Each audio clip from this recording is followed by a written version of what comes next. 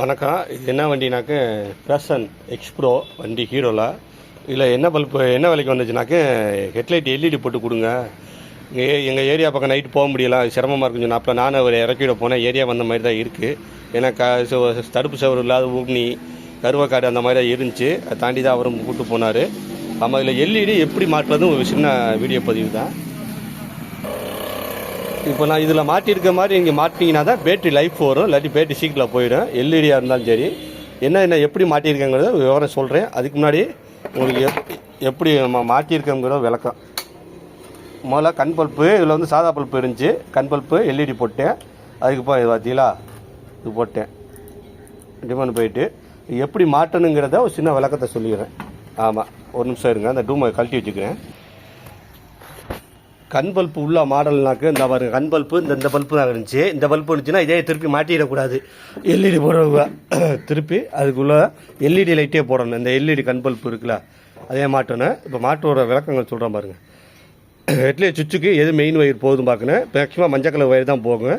இதை கட் பண்ணி விட்டு இதில் வந்து பேட்ரி மெயின், அதாவது எந்த பக்கம் இருக்குன்னா பிரேக் லைன் வரும் பேட்ரி மெயின். அதில் வந்து ஒரு வயர் ஜாயின் பண்ணி இந்த மாதிரி ஜாயின் பண்ணி விட்டுருங்க. இதோட இந்த வேலை முடிஞ்சு. அதாவது ஹெட்லைட்டுக்கு பேட்டரி லைன் கொடுத்தாச்சு எல்இடிக்கு. ஆனால் இதில் வந்து அடுத்து நீங்கள் கவனிக்கப்பட வேண்டிய என்னன்னாக்க மீட்ரு லைட்டு டேஞ்சரு இதில் தான் கனெக்ட் ஆகும். அப்போ நீங்கள் இதில் மட்டும் கனெக்ஷன் கொடுத்துட்டீங்கன்னு வச்சுக்கோங்க, அந்த மீட்ரு லைட்டு டேஞ்சரு எல்லாமே பேட்டரி பவர்லையே எரியும். பேட்டரி பவரில் அப்படி எரிஞ்சுனாக்க சீக்கிரத்தில் பேட்டரி போயிடும். அதுக்கு நீங்கள் வேறு மாதிரி லைனை மாற்றி விடணும். எப்படி மாற்றி விடணுமா, முதல்ல வந்து இதில் வந்து வெளியாகிற டேஞ்சர் லைனை பார்க்கணும். டேஞ்சர் லைனை ரொம்ப ஈஸியாக கண்டுபிடிச்சிடலாம். பார்க் லாம்புக்கு என்ன வயர் வருதுன்னு பார்க்கணும். இந்த அதுக்கு பார்த்தீங்களா, பார்க் லாம்புக்கு என்ன வயர் வரும்னு பார்த்தா டேஞ்சர். என்ன பார்க் லாம்பு வயர் தான் டேஞ்சருக்கு போகுது. அரை கலர் வருது பார்த்தீங்களா. ஆமாம், பார்க் லாம்புக்கு அரை கலர் வருது. அதே அரை கலர் இந்த சுவிட்சில் இருந்து இந்த வருது பார்த்தீங்களா. ஆமாம், இந்த கட் பண்ணிட்டேன் பார்த்தீங்களா. இதை கட் பண்ணி விட்டுட்டு என்ன செய்யணும், இந்த மஞ்சள் வயர் இருக்குது பார்த்தீங்களா, கட் பண்ண தெரியுமா. இது வந்து பேட்டரி லைன் கொடுத்துட்டோம். இதில் வந்து வர கனெக்ஷன் இந்த இருக்குது. ஆமாம், இப்போ இந்த மஞ்சள் வயர் கனெக்ஷனையே இந்த பார்க் லாம்பு இருக்குல்ல, இந்த கனெக்ஷனையே கட் பண்ணிவிட்டு டேரெக்டாக எப்படி ஜாயின் பண்ணி விட்டுருங்க. சுவிட்சில் இல்லாமல் வெளியில் எடுத்து டைனை எப்படி ஜாயின் பண்ணி, இப்படி ஜாயின் பண்ண சொல்கிறேன். இப்படி ஜாயின் பண்ணி விட்டிங்கன்னா ஆட்டோமேட்டிக்காக புது வண்டி மாதிரி எரியும். பின்னாடி டேஞ்சர் ஆட்டோமேட்டிக்காக எரியும். மீட்ரு பல்ப்பு ஆட்டோமேட்டிக்காக ஸ்டார்ட் பண்ணாலும் எரியும். அதனால ஷார்ட் டெம்பிள் எதுவுமே வராது. ஆமாம், அதனால சரி இந்த டேஞ்சர் லைனை, இந்த பார்க் லாம்பில் இந்த டேஞ்சர் லைனு இதே இங்கே கட் பண்ணி எந்த வயர் வரும்போது அதையும் கட் பண்ணி விட்டுருங்க. சுவிட்சுக்கு போகிற மெயினே கட் பண்ணி விட்டு தனியாக இந்த அப்படியே சுவிட்சில் உள்ளதை இதை அப்படியே விட்டுருங்க. விட்டுட்டு இதுக்கன்னே ஜாயின் பண்ணி விட்டுருங்க. ஜாயின் பண்ணி விட்டு இப்போ இது சுவிட்சு போகிற வயருக்கு பேட்டரி மெயின் வயர் ஜாயின் பண்ணிட்டோம். இந்த இருக்குதுங்களா, இதில் கொடுத்துட்டோம். இப்போ இந்த பார்க் லாம்ப் வயரை, இந்த வயரை என்ன செய்யணுமா, இதை வந்து அப்படியே கொண்டாந்து பார்க் லாம்ப் லைனில் சேர்த்துக்கணும். தனியாக இந்த வயரை போட்டு வச்சுருக்கேன் பார்த்தீங்களா.